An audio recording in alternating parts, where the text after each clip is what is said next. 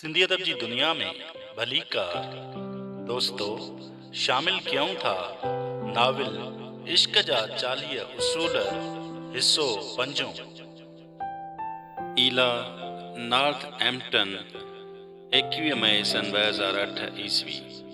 बिस्तर ते गहरी निंड पई हुई। हंज में मिठड़ी गुस्ताखी रखियल हुयसि।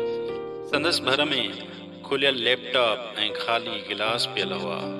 सवेर ई डेविड घर पहुतो। हिन ईला जो कंबल ठीक करण जे इरादे सां कदम अॻिते वधायो, पर पोइ सुतत फ़ैसिलो मटाए छॾियईं।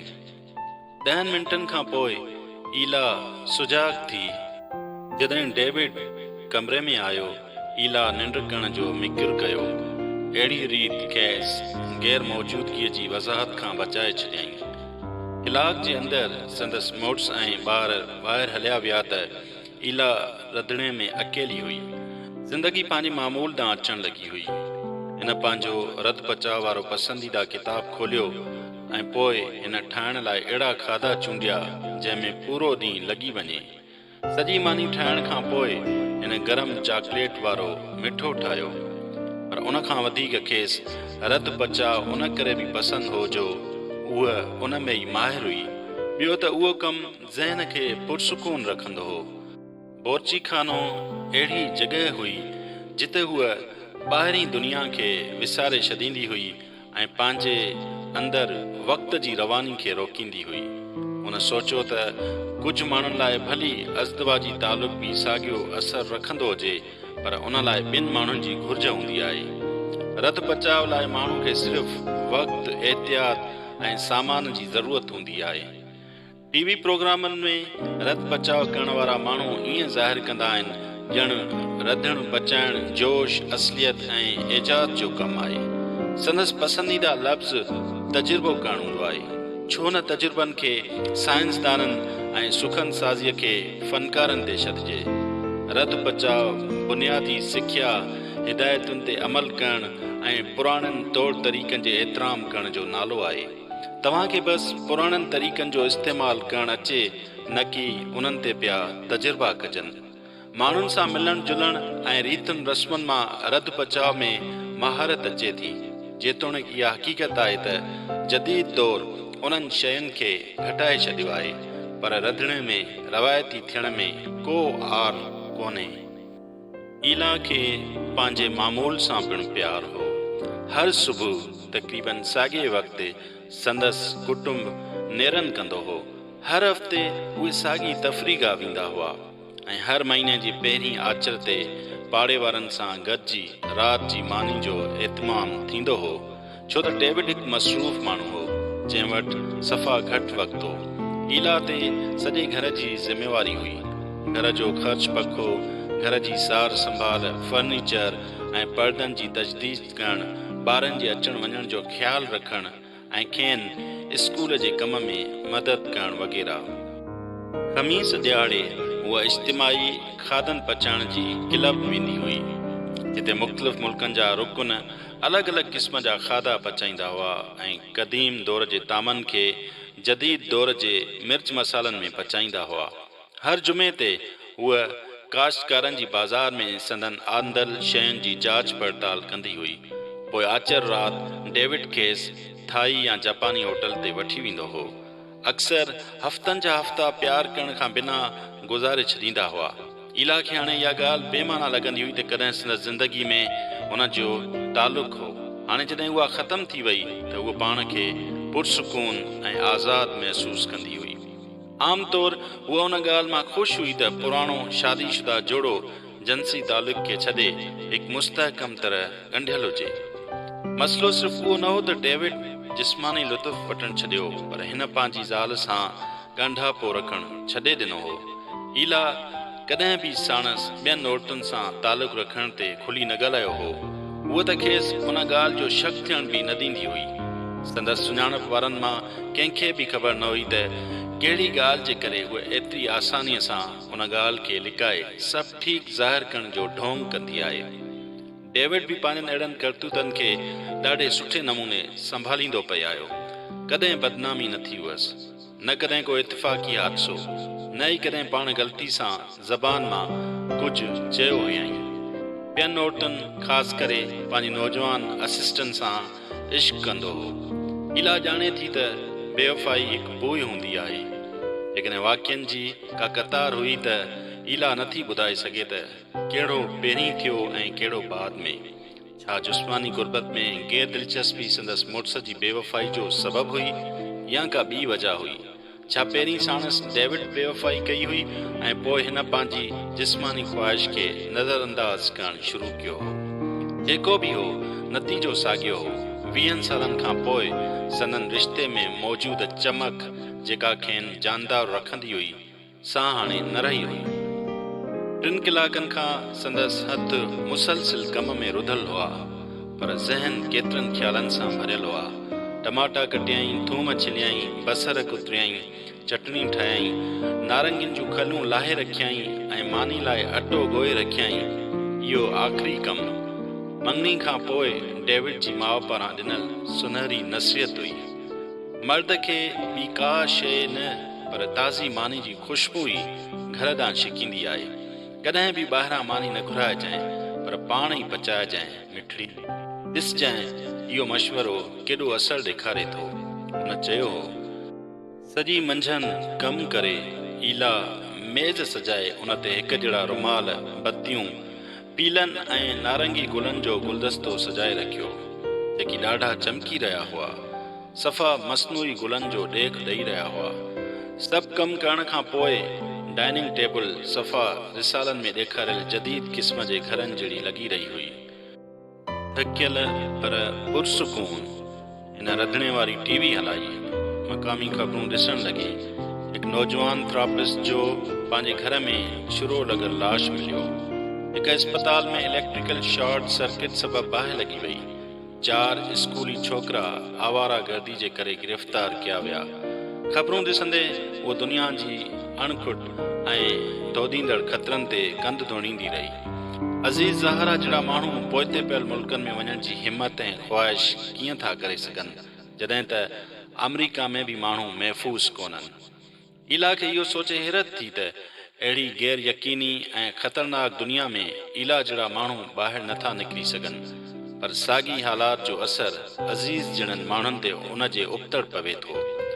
गुरबत सटियल हंधनि ते वञी खेनि तजस्सुस जो कमु लॻे थो। शाम जो 7:30 बजे सभई उन मुकमिल नज़र ईंदड़ मेज़ ते अची वेठा। बरंदड़ मेण बतियुनि कमरे खे हिकु मुक़दस हवा मैसर कई हुई। पोइ ॿाहिरियों ॾिसे हा त उहो ई सम्झे हा त इहो हिकु मुकमिल कुटुंब आहे, एतिरो शानाइतो जहिड़ो गुलंदड़ हवा में दूंहों। एतिरे क़दुरु जो जैनिट जी गैर मौजूदगी में बि उन तस्वीर खे न बिगाड़ियो हो। खाइण जे दौरान ओली ऐं अवी स्कूल जूं ॻाल्हियूं कंदा रहिया। इला दिली दिलि में संदन घणो ॻाल्हाइण ते शुक्रगुज़ार हुई, न त ख़ामोशी इला ऐं संदसि मुड़ुस जे विच में अज़ाब बणिजी वञी हा। इला टेडी अख सां डेविड ॾांहुं ॾिठो, जेको कांटे सां बंदि गोभी जो गुल कटे आहिस्ते आहिस्ते चॿाड़े रहियो हो। संदसि निगाह डेविड जे चपनि ॾांहुं हली वई ऐं उन वक़्तु ई इला जे ज़हन में हिकु ॿी औरत जी तस्वीर उभरी। ख़बर न आहे छो उहो सिर्फ़ु तॾहिं हो जॾहिं इला हिकु माहिर ऐं सुघड़ औरत हुई, जेका खाधे जी मेज़ ते वेठी पंहिंजे मुड़ुस खे ॿी औरत सां तसवुरु करे रही हुई। पर अंदरि में हिकु खड़को थियो। वाज़िह तौरु हिन सम्झी वरितो त नातजुर्बेकार ऐं डिॼणी हुअण जे बावजूदि उहा हिकु ॾींहुं उहो सभु कुझु छॾे ॾींदी। पंहिंजो रंधिणो, कुतो, ॿार, पाड़ेसरी, वर, खाधनि जी तरकीबुनि वारा किताब ऐं घर में ठहियल मानी जूं तरकीबूं। सिधी ॻाल्हि इहा हुई त उहा हिकु ॾींहुं उन दुनिया में हली वेंदी जिते ख़तरा ई ख़तरा हूंदा आहिनि। उस्ताद बगदाद 26 जनवरी सन 1243 ईस्वी। बग़ैर सब्र जे दरवेशनि जी खानकाह जो हिसो थियणु नामुमकिन आहे। शम्स में जेतिरो सब्र आहे उन खां वधीक सब्र जी ज़रूरत हूंदी आहे। पोइ बि 9 महीना गुज़री विया आहिनि, शम्स तब्रेज़ अञा हिते आहे। पहिरीं त मूंखे लॻो कंहिं बि वक़्तु शम्स तब्रेज़ पंहिंजा टपड़ ॿधी हलियो वेंदो। अहिड़ी सख़्त ऐं बाक़ाइदा ज़िंदगीअ मां संदसि बेज़ारी ज़ाहिर हुई। मां ॾिसी सघियुसि थी त ॾियारी साॻे वक़्त ते सुम्हणु ऐं उथणु, वक़्त ते सही मानी खणणु ऐं हर हिकु जीअं ॾियारी जो साॻी मामूल मां हू गक थी वियो हो। हू हिकु आज़ाद हेकले झंगली पखी जीअं उॾामण जो आदी हो। केतिरा भेरा मूंखे ईअं लॻो त हू बसि भॼण वारो आहे, पर संदसि तन्हाई जी घुर्ज घणी हुई। पोइ बि जस्तजूअ यार खे संदसि सुपुर्दगी जी ज़रूरत वधीक हुई। शम्स खे उहो पूरो यकीन आहे त हिकिड़े ॾींहुं मां खेसि घुर्बल मालूमात ॾींदुसि ऐं ॿुधाईंदुसि त केॾांहुं वञिणो आहे ऐं कंहिंखे ॻोल्हणो आहे। उन यकीन सां हू हिते तरसियल हो। उन्हनि 9 महीननि जे दौरान मूं खेसि वेझे खां जांचियो।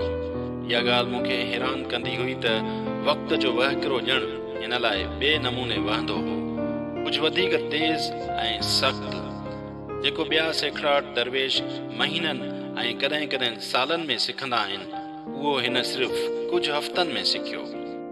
गैर मामूली ऐं नयनि शयुनि लाइ खेसि ॾाढो तजस्सुस हूंदो हो ऐं फितरत जो गहरो मुशाहिदो कंदड़ हो। केतिरा ई ॾींहं मूं खेसि कोरीअड़े जी ॼार जी उणत खे या गुलनि जी हंज में खेॾंदड़ माग फुड़नि खे साराहींदे ॾिठो। किताबनि ऐं सहीफ़नि जी बनस्बत जीत, ॿूटा ऐं जानवर हिन लाइ वधीक लुभाईंदड़ हुआ, पर अञा जॾहिं मां उहो सोचणु लॻंदो हुउसि त खेसि पढ़ण में का दिलचस्पी न आहे, हू मूंखे कंहिं क़दीम किताबी नुस्ख़े में गरक मिलंदो हो। पोइ वरी हफ़्तनि जा हफ़्ता हू कुझु बि न पढ़ंदो हो। जॾहिं मूं खांसि उन बाबति पुछो त हुन चयो, माण्हू खे पंहिंजे क़ल्ब फ़हम खे मुतमइन रखणु घुरिजे ऐं उनखे बोसीदा थियण खां बचाइण जो ख़्यालु रखणु घुरिजे। इहो संदसि असूलनि मां हिकु असूल हो। अकुल ऐं इश्क ॿ अलॻि शयूं आहिनि। अकुल माण्हूअ खे कंहिं न कंहिं बंधन में ॿधी छॾींदो आहे ऐं कंहिं शइ खे जोखम में नथो विझे, पर इश्क हर ॻंढापे खां आज़ाद थी पंहिंजो पाण जोखम में विझंदो आहे।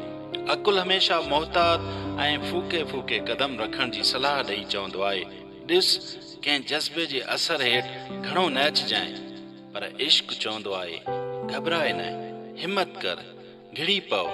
अकुल आसानी सां पंहिंजो पाण हवाले नाहे कंदो, जॾहिं त इश्क त विखरी वञण ऐं फना थियण लाइ हर वक़्तु तयारु हूंदो आहे। पर खज़ाना सदाईं मलबनि हेठां लिकियल हूंदा आहिनि। हिकु शिकस्ता दिलि में ई खज़ानो मदफ़ून हूंदो आहे। जीअं मां खेसि वधीक ॼाण लॻुसि, मां संदसि बेबाकी ऐं बारेक बीनीअ जो क़दरदान थी वियुसि। पर मूंखे शम्स जी लासानी हाज़िर जवाबी ऐं तख़लीक़कारी ते शक बि हो। हिकु शइ लाइ त हू सफ़ा बेमुरवत ऐं साफ़ को हो। मूं पंहिंजे दरवेशनि खे सेखारियो हो त ॿियनि जे एबनि ॾांहुं नाहे ॾिसबो ऐं जेकॾहिं ॾिसो त उन्हनि खे ढकियो ऐं विसारे छॾियो, जॾहिं त शम्स कंहिंजी बि ग़लती ज़ाहिर करण खां बिना रही न सघंदो हो। जॾहिं बि कंहिंखे ग़लती कंदे ॾिसंदो हो, ॻाल्हि खे घुमाइण फिराइण जे बदिरां सिधो संओं चई ॾींदो हो। संदसि सचाई माण्हुनि खे जड़ाईंदी हुई, पर माण्हुनि खे वधीक भड़काइण खेसि पसंदि हो, छो त हू ॾिसणु चाहींदो हो त कावड़ महल उन्हनि मंझां छा थो निकिरे। खांसि आम कमु कराइणु मुश्किल कमु हो। अहिड़नि कमनि लाइ वटसि थोरो सबिर हो ऐं कमु ख़तमु थियण ताईं उन्हनि मां संदसि दिलचस्पी ख़तमु थी वेंदी हुई। जॾहिं इहो कमु मामूल जो हिसो बणिजंदो हो, हू पिंजरे में बंदि थियल शींहं जीअं बेचैन थियणु लॻंदो हो। जेकॾहिं का ॻाल्हि खेसि बेज़ार कंदी हुई या कोई अहमकाणी ॻाल्हि कंदो हो त हू उतां उथी हलियो वेंदो हो। ख़ुशामदनि वटि कॾहिं वक़्तु न विञाईंदो हो। तहफ़ुज़, आराइश ऐं ख़ुशी जहिड़ियूं शयूं जेके केतिरनि ई माण्हुनि लाइ क़ीमती शयूं हुयूं, उहे मुश्किल ई शम्स लाइ का माना रखंदियूं हुयूं। संदसि लफ़्ज़नि जी बदगुमानी बि एतिरी हुई जो केतिरा ई ॾींहं हू बिना कुझु ॻाल्हाइण जे गुज़ारींदो हो। इहो पिणु संदसि असूलनि मां हिकु असूल हो। दुनिया में अक्सर मसइलनि जी जड़ ज़बानी ग़लतियूं ऐं नंढियूं ग़लति फ़हमियूं आहिनि। लफ़्ज़नि जी ज़ाहिरी माना खे न ॾिसो। जॾहिं तव्हां मोहबत जे दायरे में दाख़िल थियो था, लफ़्ज़ केर मरविच थी वञनि था।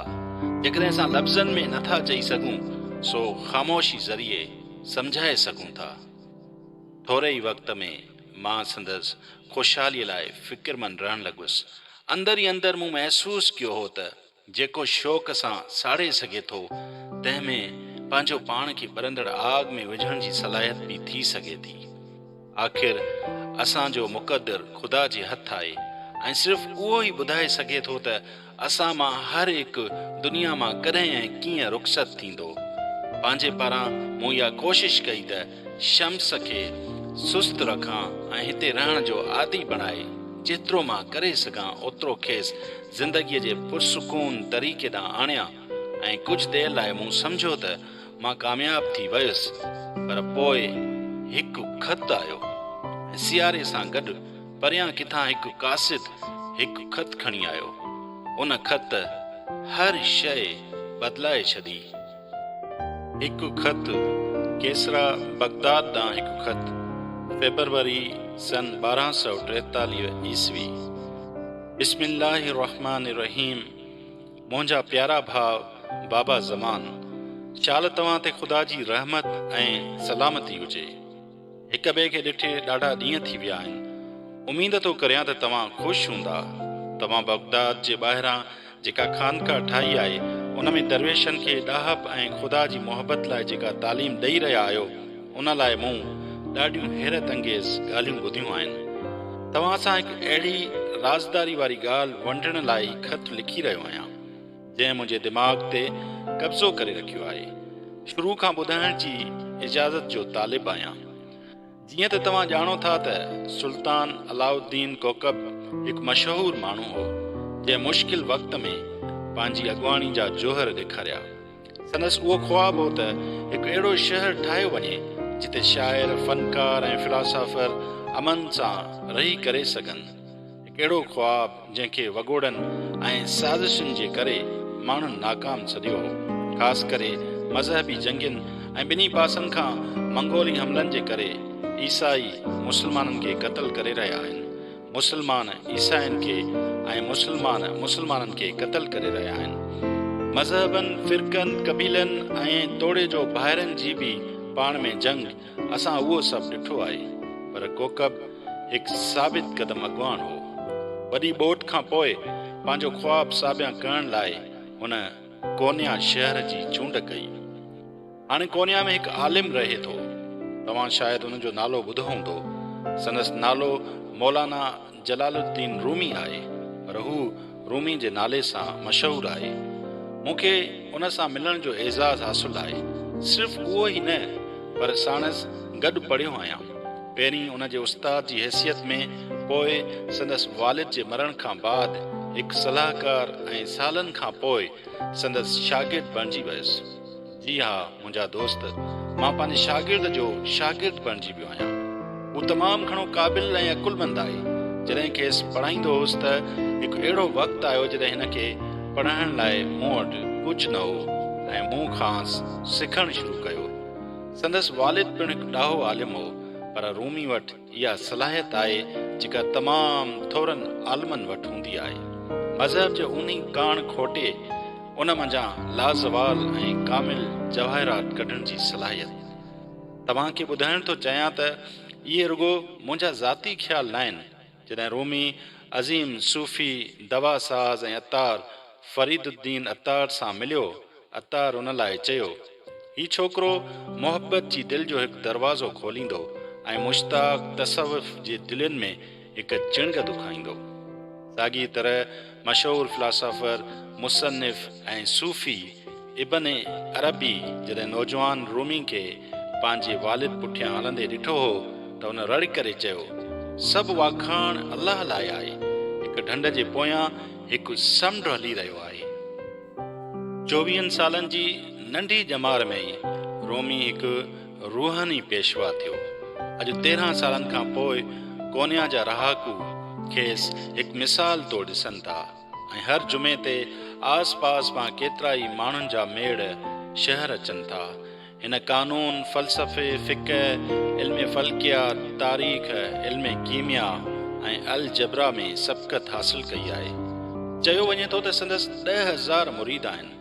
संदसि पोइलॻ हर अख़र ते साक़ित थी वेंदा आहिनि ऐं खेसि इस्लाम लाइ हिकु मशल सम्झंदा आहिनि, जेको जेकॾहिं दुनिया जी तारीख़ में न त इस्लामी तारीख़ में वाज़े मुस्बत तब्दीली आणींदो। पर मूं लाइ रूमी हमेशह पुट वांगुरु रहियो आहे। मूं संदसि वालिद मरहूम सां वाइदो कयो हो त मथसि नज़र रखंदुसि ऐं हाणे मां पोड़ो थी चुको आहियां। पंहिंजा ॾींहं ॻणे रहियो आहियां। मां पक करणु चाहियां थो त हू सही माण्हुनि जे विच में आहे या न। ॾिस, उन में को शक न आहे त हू कामयाबु ऐं मशहूरु आहे। रूमी पाण मूंखे केतिरा ई भेरा ॿुधायो आहे त हू अंदरि ई अंदरि गैर मुतमैन आहे। संदसि ज़िंदगीअ में कंहिं शइ जी खोट आहे, हिकु ख़ालीपन जेकी न संदसि कुटुंब न ई संदसि मुरीद भरे सघनि था। मूं हिकु दफ़ो खेसि ॿुधायो हो त हू अणघड़ियल आहे, अञा पूरी तरह पची रास नाहे थियो। संदसि प्यालो किनारनि ताईं पुर आहे, पोइ बि खेसि रूह जो दरवाज़ो खोलण जी ज़रूरत आहे, जीअं मंझांसि आबे मोहबत अची वञी सघे। जॾहिं हिन मूंखां इहो पुछियो त उहो कीअं थींदो, मूं ॿुधायो त खेसि हिकु साथी जी ज़रूरत आहे, हिकु हमसफ़र, ऐं खेसि यादि ॾियारियमि त क़ुर चवे थो मोमिन हिक ॿिए जो आईनो आहिनि। वरी ॿीहर कॾहिं उन ॻाल्हि जो ज़िक्र न थियो। मूंखां त शायदि इहो सभु विसरी बि वियो हो। पर जंहिं ॾींहुं मां कोन्या छॾे रहियो हुउसि त रूमी मूंखां पंहिंजी हिकु ख़्वाब बाबति राय वठणु आयो, जेको खेसि हर हर अची मुस्तरब करे छॾींदो हो। उन मूंखे ॿुधायो त ख़्वाब में हू कंहिं दूराई सरज़मीन जे मसरूफ़ तरीन शहर में कंहिंखे ॻोल्हे रहियो आहे। अरबी ॿोली ॻाल्हाई पई वञे, लहंदड़ सिज जो दिलकश मंज़र, तूतनि जा वण आहिनि ऐं खोपनि अंदरां पट कीअं ॿाहिरि अचण जे इंतज़ार में आहिनि। पोइ हुन पंहिंजो पाण खे पंहिंजे घर जे अङण में खूह जे भर में वेठल ॾिठो। खेसि हथ में मशल झलियल हुई ऐं हू रोई रहियो हो। शुरू में त मूंखे सम्झ में न आयो त संदसि ख्वाब जो इशारो कहिड़ी तरफ़ आहे। का मुशाबियत न मिली, पर हिकु ॾींहुं हिकु रेशमी रुमाल तोहफ़े में मिलण खां पोइ मूंखे जवाबु मिली वियो ऐं मुअमो हल थी वियो। मूंखे यादि आयो त तव्हां रेशम ऐं पट कीअनि जा केतिरा न शौक़ीन आहियो। मूं इहे हैरत अंगेज़ ॻाल्हियूं यादि कयूं जेके मूं तव्हांजी आदतुनि जे बारे में ॿुधियूं हुयूं, ऐं मूं ते इहो आश्कार थी वियो त जेका जॻह रोमी ख्वाब में ॾिठी आहे उहा तव्हांजे ख़ानकाह खां अलावा ॿी का न आहे। मुख़्तसरन, मां हैरान आहियां त रोमी जो साथी तव्हांजी छत हेठि आहे। मुंहिंजे ख़त लिखण जो कारण इहो आहे। मूंखे ख़बर न आहे त अहिड़ो को माण्हू तव्हांजी ख़ानकाह में आहे, पर जेकॾहिं आहे त इहा ज़िमेदारी मां तव्हांखे थो सौंपियां त खेसि आगाह कयो। तक़दीर संदसि इंतज़ार में आहे। जेकॾहिं असां ॿिनि दरियाउनि खे मिलाए मोहबत जे मुक़दस सागर में वहण में थोरो बि सहकार कयो त मां पंहिंजो पाण खे ख़ुशनसीब सम्झंदुसि। तंहिं हूंदे बि तव्हांखे हिकु ॻाल्हि जो एहतियात करण जी ज़रूरत आहे। तोड़े जो रोमी हिकु मशहूरु माण्हू आहे जंहिंजी हज़ारे माण्हू ताज़ीम कनि था, पर उन जो मतिलबु उहो न आहे त संदसि नक़ाद कोन्हनि। संदसि केतिरा ई नक़ाद पिण आहिनि। ॿियो त संदन गॾिजी हलण मतां वधीक नाराज़गी ऐं मुखालफ़त बि पैदा करे विझे। रोमी जो दोस्त लाइ चाह संदसि कुटुंब ऐं जमायत में बि मसइला पैदा करे सघे थो। जंहिं माण्हूअ खे सरेआम एतिरी मोहबत मिली रही हुजे, खेसि एतिरो साराहियो वञे, उन लाइ नफ़रत न बि हुजे, पर साड़ ज़रूरु पैदा थींदो आहे। इहे सभु ॻाल्हियूं रोमी जे साथी लाइ को न को ख़तरो पैदा करे सघनि थियूं। ॿियनि लफ़्ज़नि में, मुंहिंजा भाउ, जंहिं माण्हू खे तव्हां कोन्या मोकिलियो उहो मतां कॾहिं वापसि न अची सघे। तंहिं करे इहो फ़ैसिलो करण खां पहिरियों त इहो ख़त रोमी जे साथी खे कीअं ॿुधाइजे, तव्हां उन मामले ते ॻूढ़ो गौर वीचार कजो। तव्हांखे उन मुश्किल हालत में विझण लाइ माज़रत ख़्वाह आहियां, पर असां ॿई उहो ॼाणूं था त ख़ुदा असां ते असांजी सिहत खां वधीक बार नाहे विझंदो। मां तव्हांजे ख़त जो इंतज़ारु कंदुसि ऐं नतीजो जेको बि हूंदो तव्हां सही तरह ऐं सही तरफ़ क़दम खणंदव। शाल कामिल यकीन जो नूर तव्हां ऐं तव्हांजे दरवेशनि मथां कॾहिं न घटिजे। उस्ताद सैयद बुरहानुद्दीन। शम्स, बगदाद, 18 दिसंबर सन 1243 ईस्वी। बर्फ़ानी पहाड़नि ऐं बर्फ़ सां ढकियल रस्तनि जे परियां खां हिकु कासिद नमूदार थियो। हिन ॿुधायो हू केसरा खां आयो आहे त सभिनी दरवेशनि जे विच में हलचल मची वई। दरवेशनि खे ख़बर हुई त साल जे हिन वक़्तु महिमान सावण मुंद में अंगूरनि खां बि वधीक अणलभ हूंदो आहे। अहिड़े बर्फ़ानी तूफ़ान में कंहिं कासिद जे अचण जा ॿ मतिलब थी सघनि था, या त कुझु ख़तरनाक थियण वारो आहे या वरी कुझु ख़ासि थियण वारो आहे। खानकाह में कासिद जे अचण खां पोइ जेतिरा वात ओतिरियूं ॻाल्हियूं थियण लॻियूं। हर कोई ख़त जे मतन जे बारे में ॼाण पियो चाहे जेको उस्ताद खे ॾिनो वियो। इसरार जे लबादे में वेढ़ियल उस्ताद कंहिंखे को इशारो बि न ॾिनो। बेतासुर ऐं पुरसोच केतिरनि ई ॾींहंनि खां हू अहिड़े माण्हूअ जी ॾेख ॾियणु लॻो जेको कंहिं ॻोढ़े ऐं अहिंजे फ़ैसिले ते पहुचण लाइ पंहिंजे ज़मीर सां विढ़ी रहियो हुजे। इहो तजस्सुस त हू जंहिं मूंखे बाबा ज़मान खे वेझे खां जांचण ते मजबूर कयो, अंदर ई अंदर लॻो त ॼण उहो ख़त ज़ाती तौरु मूं सां तालुक़ु रखे थो। जॾहिं त इहा ख़बर न हुई त कहिड़ी तरह केतिरियूं ई रातियूं मूं बंदि कमरे में अलाह ताला जी रहनुमाई लाइ संदसि 99 इस्म पढ़ंदे गुज़ारियूं। हर भेरे हिकु इस्म ते अची रुकजी थी वियुसि। अल जब्बार जेको ज़बरदस्त आहे, उहो जंहिंजी मर्ज़ी खां सवाइ का शइ थी नथी सघे। उन खां पोइ खानकाह में हर कोई पंहिंजा अंदाज़ा लॻाए रहियो हो। मूं पंहिंजो वक़्तु गहरी बर्फ़ जे भाकुर हेठि आयल फितरत जो मुशाहिदो माणींदे बाग़ीचे में अकेले गुज़ारियो। आख़िरकार हिकु ॾींहुं सभिनी खे सदींदे रंधिणे जो घिंड बार बार वॼंदे ॿुधोसीं। खानकाह जे वॾे हाल में दाख़िल थींदे मूं सभिनी खे उते मौजूदु ॾिठो। सैकड़ाट ऐं वॾा दरवेश सभई तरतीब सां गोल दायरे में वेठा हुआ। विच में उस्ताद वेठो हो। संदसि चप ॿिराठियल ऐं अखियूं धुंधलियूं थी लॻियूं। निड़ी साफ़ करण खां पोइ हुन चयो, बिस्मिल्लाह, तव्हां सभिनी खे ज़रूरु हैरत थींदी हूंदी त मूं अॼु तव्हां खे हिते छो सॾियो आहे। उहो उन ख़त जे बारे में आहे जेको मूंखे मौसूल थियो आहे। इहा ॻाल्हि मतिलबु नथी रखे त उहो ख़त किथां आयो आहे। मक़सदु इहो आहे त उन मुंहिंजो ध्यानु हिकु वॾे मौज़ू ॾांहुं छिकायो आहे। बाबा ज़मान थोरी देरि माठ कई ऐं दरिए ॾांहुं तकणु लॻो। हू एतिरो थकल, कमज़ोर ऐं सन्हड़ो लॻी रहियो हो ॼण उन्हनि गुज़िरियल ॾींहंनि में हिकु उमिरि जो मुफ़ासिलो तइ करे आयो हुजे। जॾहिं हिन ॿीहर ॻाल्हाइणु शुरू कयो त संदसि आवाज़ कंहिं अणॼातल इरादे सां भरपूर हो। हिकु शहर जेको एतिरो दूर न आहे, उते हिकु वॾो आलिम फाज़िल रहंदो आहे। संदसि लफ़्ज़ पुरअसर आहिनि, पर खेसि तशबीह ऐं इस्तिहारनि जी का सुध कोन्हे, छो त हू को शाइर न आहे। खेसि चाहियो वञे थो, इज़त कई वञे थी, हज़ारे माण्हू खेसि साराइनि था, पर हू पाण कंहिंजो बि मुश्ताक़ न आहे। हुनजो कारण मुंहिंजे ऐं तव्हांजी सम्झ खां घणो परे आहे।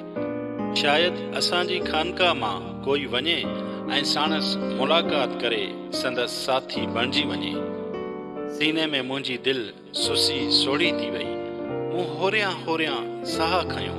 उते मां हिकु असूल यादि करण खां सवाइ रही न सघियुसि। तन्हाई ऐं ख़लवत ॿ अलॻि शयूं आहिनि। जॾहिं असां अकेला हूंदा आहियूं त पंहिंजो पाण खे धोखो ॾियणु सवलो हूंदो आहे त असां सिधे रस्ते ते आहियूं। तन्हाई असां लाइ बहितर आहे, छो त उन में असां अकेला हूंदे बि पाण खे अकेलो न आहियूं सम्झंदा। पर आख़िरकार उहो वधीक सुठो आहे त को अहिड़ो माण्हू ॻोल्हिजे जेको तव्हांजो आईनो बणिजे। यादि रखो, तव्हां सिर्फ़ु उन माण्हूअ जे क़ल्ब में ई पंहिंजो हक़ीक़ी अक्स ऐं ख़ुदा जो वजूद पसे सघो था।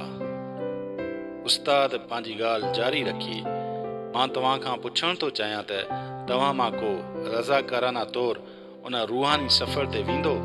मां पाण बि कंहिं हिक खे उन लाइ मुक़ररु करे थी सघियुसि, पर उहो को कमु न आहे जंहिंखे सर अंजाम ॾिनो वञे। उहो सिर्फ़ु मुहबत वचां ऐं मुहबत जे नाम ते करे सघिजे थो। उहो आलिम केरु आहे उस्ताद?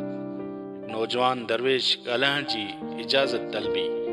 मां हुनजो नालो सिर्फ़ु उन ते ज़ाहिर कंदुसि जेको वञण लाइ तयारु हूंदो।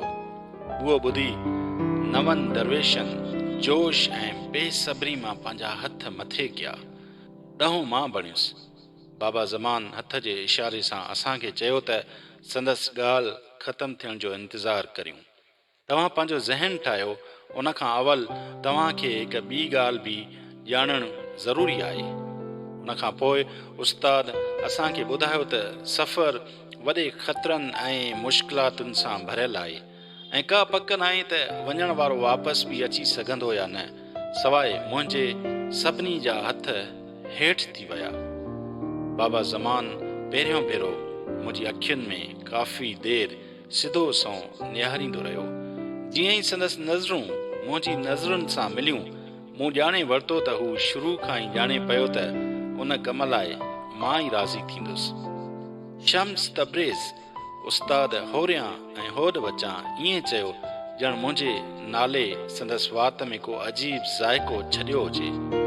मां तुंहिंजे इरादनि जो एतिराम करियां थो, पर तूं पूरी तरह असांजे सिलसिले जो रुकुन नाहीं, तूं असांजो महिमान आहीं। पर मूंखे नथो लॻे त उन में को मसइलो थी सघंदो, मूं चयो। उस्ताद काफ़ी देरि ताईं माठ रहियो, पोइ खिलाफ़े उमीद हू उथियो ऐं चयाईं, कुझु वक़्त लाइ उन मौज़ू खे छॾियूं था, जॾहिं ॿाहिरि ईंदी त उन मौज़ू ते ॿीहर ॻाल्हाईंदासीं। मुंहिंजी दिलि बग़ावत कई। तोड़े जो हू ॼाणे पियो त मुंहिंजो बगदाद अचण जो उहो हिकिड़ो ई मक़सदु हो। बाबा ज़मान मूंखां मुंहिंजो मक़सदु पूरो करण जो मौक़ियो फुरे रहियो हो। छो उस्ताद, जॾहिं मां हाणे ई वञण लाइ तयारु आहियां त पोइ इंतज़ारु छो? मूंखे सिर्फ़ु उन आलिम ऐं शहर जो नालो ॿुधायो, मां पंहिंजी राह वठंदुसि, मूं दाहींदे चयो। पर उस्ताद अहिड़ी सर्द महरी ऐं बेरुखीअ मां वराणियो जंहिंजो मां आदी न हुउसि। ॻाल्हाइण लाइ वधीक कुझु कोन्हे। मुलाक़ात बरख़्वास्त। इहो डिघो ऐं सख़्तु सियारो हो। जीअं बाग़ीचो बर्फ़ जे टकरनि सां ॼमियल हो, तीअं मुंहिंजा चप बि ॼमियल हुआ। 3 महीननि खां मूं कंहिंसां हिकु लफ़्ज़ बि न ॻाल्हायो हो। हर रोज़ शहर खां ॿाहिरि निकिरी वेंदो हुउसि, उन उमेद सां त मन किथे को फुलारियल वण ॾिसी सघियां, पर हिकिड़े बर्फ़ जे मथां ॿिया तह ॼमंदा थी विया। ॿाहिरि जो त किथे को नाव निशान बि नज़र न पियो अचे। पोइ बि जेतिरो मायूस मां बज़ाए लॻुसि थी, अंदर में हिकु ॿियो असूल यादि करे ओतिरो ई शुक्रगुज़ार ऐं पुरुमीद हुउसि।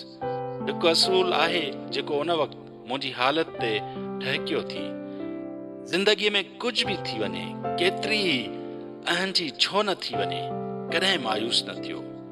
यकीन रखो त जॾहिं सभु दरवाज़ा बंदि थी वञनि त क़ादिर मुतलिक सिर्फ़ु तव्हां लाइ हिकु नओं रस्तो खोलींदो आहे। हर हाल में शुक्र करियो। जॾहिं सभु कुझु बहितर थींदो हुजे, उन वक़्तु शुक्र करणु ॾाढो आसान हूंदो आहे। सूफ़ी न सिर्फ़ु अता ऐं बख़्शिश ते शुक्रगुज़ार थींदो आहे, पर उन्हनि सभिनी ॻाल्हियुनि ते शुक्रगुज़ारी कंदो आहे जिन खां हू महरूम कयो वेंदो आहे। पोइ नेठि हिकु सुबुह मूं अखियूं खीरो कंदड़ हिकु रंग ॾिठो, एतिरो मन मोहींदड़ जेतिरो को मिठड़ो गीत। उहो बर्फ़ जी ढिघ मां निकिरंदड़ हिकु गाह जो बूढ़ो हो। मुंहिंजी दिलि ख़ुशी सां भरिजी वई। जीअं ई खानका वापसि आयुसि, ॻाढ़नि वारनि वारे छोकिरे खे ख़ुशीअ मां सलाम कयुमि। उहो मुंहिंजी तेज़ ऐं रुखी घूरनि जो आदी हो, उन करे संदसि वात पटिजी वियो। खिल छोकिरा, मूं रड़ कई, छा तो न ॾिठो त हवा में बहार जो हुगाव आहे? उन ॾींहं खां पोइ ज़मीन जो ॾेख गैर मामूली रफ़्तार सां मटिजंदो वियो। बर्फ़ पिघिरजी वई, वणनि ॿूर झलिया, झिरकियूं ऐं रंगीन तोता वापसि वरिया ऐं हवा में तेज़ खुशबू भरिजी वई। हिकिड़ी सुबुह असां ॿीहर टामे जो उहो घिंड वॼंदे ॿुधोसीं। हिन भेरे मां सभ खां पहिरियों वॾे कमरे में पहुतुसि। हिकु दफ़ो ॿीहर असां उस्ताद जे गिर्द गोल दाइरो ठाहे वेठासीं ऐं इस्लाम जे उन मशहूरु आलिम जे बारे में ॿुधण लॻासीं जेको हर शइ जे बारे में ॼाणे थो, सवाइ मोहबत जे पेच जे। वरी बि वञण लाइ ॿियो केरु राज़ी न हो। मां ॾिसां पियो त सिर्फ़ु शम्स ई वञण लाइ राज़ी आहे। बाबा ज़मान वधंदड़ पर सने आवाज़ में चयो, कंहिं फ़ैसिले ते पहुचण खां पहिरीं मां खिज़ां जो इंतज़ारु कंदुसि। मुंहिंजा त होश ई ख़ता थी विया। मूंखे यकीन न पियो आयो त ईअं थी रहियो हो। 3 तवील महीननि जे इंतज़ार खां पोइ मां वञण लाइ बाक़ाइदा तयारु हुयुसि ऐं उस्तादु मूंखे ॿुधाए रहियो हो त मां वधीक 6 महीननि लाइ पंहिंजो सफ़र मुलतवी करियां।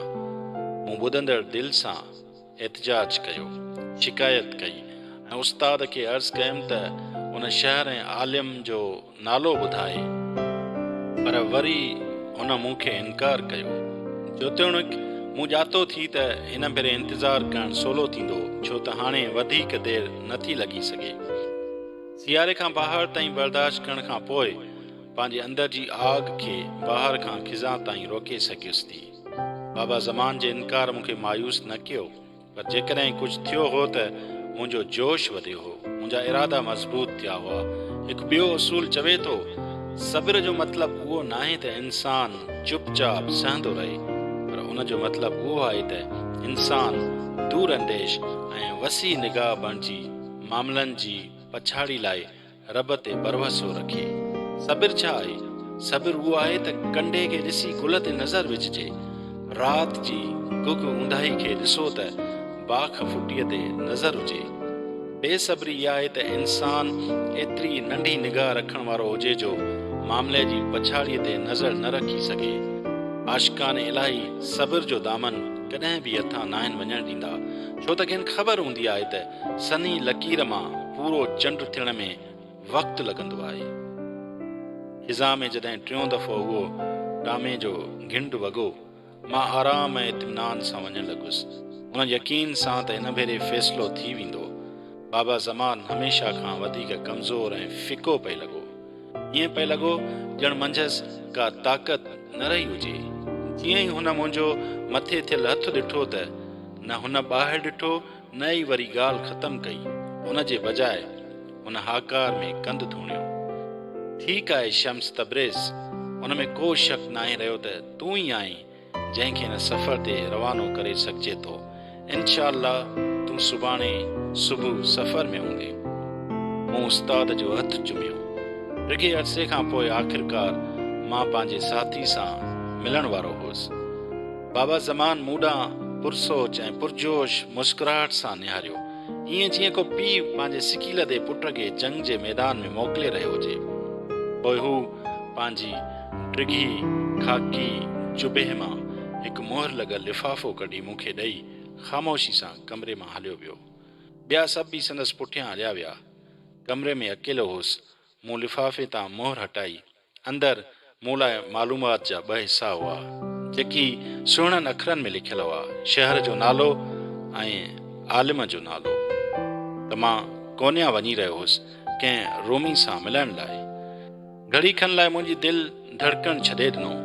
संदसि नालो मूं अॻु कॾहिं न ॿुधो हो। मां जेतिरनि आलमनि खे सुञाणा, हू उन्हनि खां वधीक मशहूरु थी सघियो थी, पर मुंहिंजे लाइ हू हिकु मुकमिल बेद हो। मां संदसि नाले जे अखरनि खे हिकु करे उचारणु लॻुसि।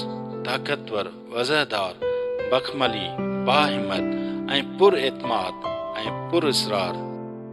अखरनि खे गॾाए मूं हर संदसि नाव तेसी ताईं वरजायो जेसी ताईं उहो मुंहिंजी ज़बान में मिस्रीअ जियां घुली मिली न वियो ऐं अखर पाणी, मानी या खीर जियां मुंहिंजी ज़बान सां वाक़िफ़ न थी विया।